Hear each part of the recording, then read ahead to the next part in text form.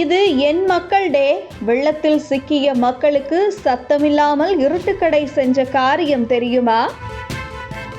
திருநெல்வேலி மாவட்டத்தில் கடந்த டிசம்பர் 16ஆம் தேதி தொடங்கிய கனமழை டிசம்பர் 18ஆம் தேதி வரை நீடித்து வரலாறு காணாத வகையில் அதி கனமழை பெய்து திருநெல்வேலி மாவட்டம் முழுவதும் வெள்ளப்பெருக்கு ஏற்பட்டது. இதனால் தாமிரபரணி ஆற்றில் வெள்ளம் கரை புரண்டு ஓடி சுமார் 1 லட்சம் கன அடி நீர் ஆற்றில் சென்றதால் ஆற்றங்கரை ஓரம் இருந்த குடியிருப்புகள் மற்றும் கிராமத்திற்குள் வெள்ள நீர் புகுந்தது. அது மட்டுமின்றி கிட்டத்தட்ட பல ஆண்டுகளுக்கு பிறகு திருநெல்வேலியில் இதுபோன்ற கனமழை பெய்வதாகவும் பல பகுதிகள் மழை வெள்ளத்தால் சேதமடைந்து வீட்டிற்குள் மழை வெள்ளம் புகுந்ததாலும் மக்கள் பெரும் பாதிப்புகளை சந்தித்தனர். இதற்கிடையில் ஆயன்குளம் என்கின்ற இடத்தில் இருந்தது அதிசய கிணற்றில் தேங்கியிருந்த வெள்ளப்பெருக்கு பல ஆயிரம் அடி கணக்கில் உள்வாங்கிக் கொண்டதும் பெரும் அதிசயமாக செய்திகளில் வெளியானது. இக்கிணறு மட்டும் இப்பகுதியில் இல்லை என்றால் நாங்கள் அனைவரும் மழை வெள்ளத்தில் மூழ்கி இறந்திருப்போம் என்று அப்பகுதி மக்கள் தெரிவித்து சிலாகித்துக் கொண்டனர். டிசம்பர் 18ஆம் தேதி பிறகு இருந்து மழை குறைய தொடங்கியதால் தாமிரபரணி ஆற்றில் நீர் வந்து கொண்டிருந்த நீர்வரத்தும் சரிய தொடங்கியது.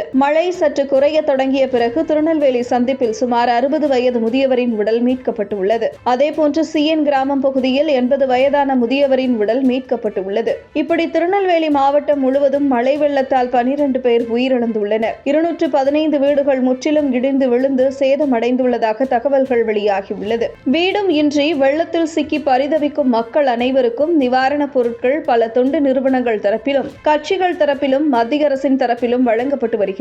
இந்த நிலையில் திருநெல்வேலியில் மாநில குறியீடாக உள்ள அல்வாவிற்கு பெயர் போன கடையான இருட்டுக்கடை அல்வா நிறுவனம் வெள்ள பாதிப்பில் சிக்கிய மக்கள் அனைவருக்கும் உணவளித்து உதவி புரிந்து வருகின்றனர். தமிழ்நாட்டின் திருநெல்வேலி நெல்லையப்பர் கோவில் நுழைவு வாயிலுக்கு எதிரே அமைந்துள்ள ஒரு அல்வா கடையான இருட்டுக்கடை அல்வா வெகு பிரபலம். இந்த கடை அல்வா பற்றி தெரியாதவர்களே இருக்க முடியாது. ஏனென்றால் இக்கடையில் சுவை என்பது மிகவும் புகழ் பெற்றது. ஏன் இந்த கடையில் மட்டும் கூட்டம் கூடுகிறது? அப்படி என்ன தனிச்சுவை இதில் உள்ளது என்றால் அல்வாவிற்கு பயன்படுத்தப்படும் கோதுமையை இயந்திரத்தில் அரைக்காமல் கைகளால் இவர்கள் அரைக்கிறார்கள் என்றும் தாமிரபரணி ஆற்று தண்ணீரையும் அல்வா செய்வதில் பயன்படுத்துகின்றனர் என்றும் இருட்டுக்கடை அல்வாவின் தனி சுவைக்கான ரகசியங்களாக கூறப்படுகிறது. 1940ஆம் ஆண்டில் தொடங்கப்பட்ட இந்த இருட்டுக்கடை அல்வா தற்பொழுது திருநெல்வேலி மாவட்டத்திற்கு ஒரு அடையாள சின்னமாக அமைந்துள்ளது.